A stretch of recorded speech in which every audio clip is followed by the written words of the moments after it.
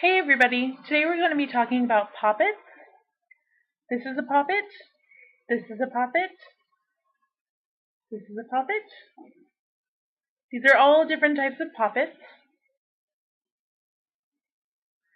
Now, we're going to start with some simple ones. This poppet was actually made for me by a friend of mine. It's based off of what she perceives a voodoo doll to look like.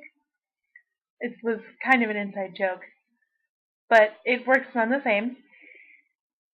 This one is what we call an elemental poppet. An elemental poppet is a poppet used to represent an elemental spirit as opposed to a person. The elemental spirit can be earth-based, water-based, etc. This one happens to be earth-based. You can take a better look at him. See, he's got a little face.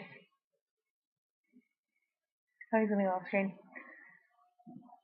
And the elemental poppet is actually really good when you're trying to represent the elements, because when you're trying to represent the elements, a lot of times we'll use candles, stuff like that. I use candles, but I also like to use poppets because the poppets kind of embody the spirit itself. Next we have a red poppet. Actually, two red poppets. Both of these can be used for things like love spells, lust spells, luck spells. The reason you would use these in a love or a lust spell is because they represent the person on which you're trying to cast the spell or for who you're trying to cast the spell for. And these are very, very helpful, especially when you're casting a spell on someone who's far away because it represents the person itself. Next we have this big green guy. He was made for a money spell. A money spell is very helpful in that it can help you gain money to yourself in ways like getting a promotion or getting a raise, or maybe just finding $20 on the street. But this is a money poppet. He smells good because he's got cloves in his feet. And the reason he has cloves in his feet are cloves are good for luck and for love. So when you're bringing money, you're also bringing love to yourself. So there you go.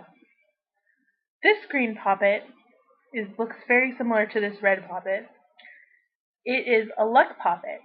The reason I created this one was because I was having a really bad spurt of bad luck. And I decided, well, let's make a poppet for it. And the reason that I made the poppet green is because luck is traditionally associated with green.